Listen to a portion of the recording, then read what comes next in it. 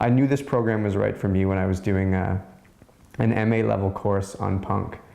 And I thought that was a blast. It was a way to talk critically about music in a new language that I hadn't yet learned, and that was hugely beneficial for my thesis as well. So it was a mix of talking about publics and communities, but also being grounded in a language base that was very musical. It was a great experience. Public Texts is a master's program that started in 2007 here at Trent.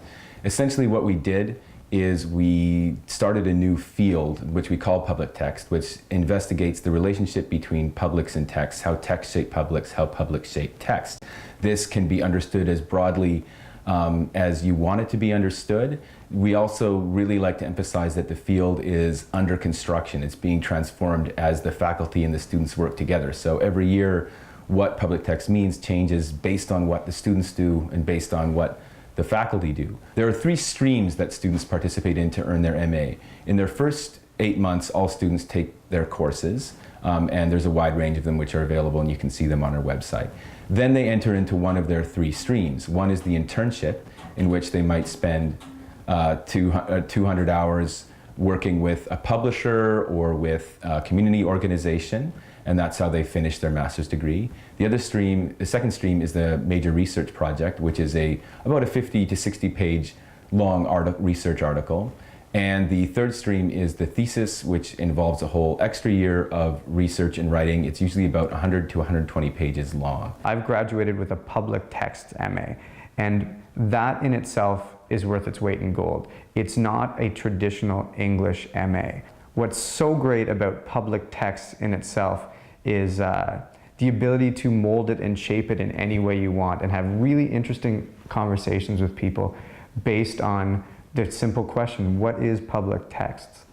The first week that we were here, Professor Pollock took us out on this long walk.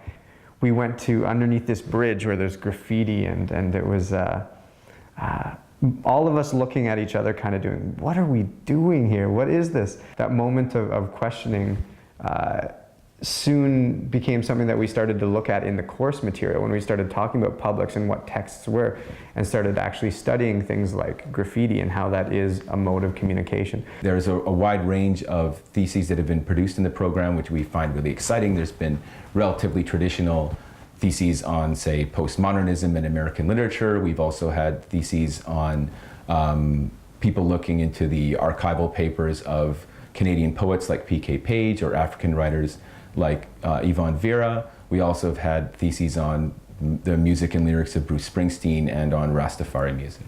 When I was out on the job market, deciding whether or not I wanted to do a PhD or not, but thought I might as well work for a couple of years, what I learned was just how adaptable and moldable this MA was. So I was able to sell it as something that was specifically English related, but if there was a field or a job I was applying to which wasn't necessarily based in traditional English literature, I was able to sell it as a public text MA. Very much what's happening on an arts-based level in the core of the city is connected to the things that we're studying.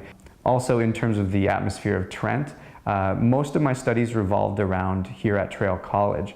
A very nice small community, get to know all of the professors on a first-name basis, and not to oversell it, but many of the professors are cool, they're young, they're into interesting things.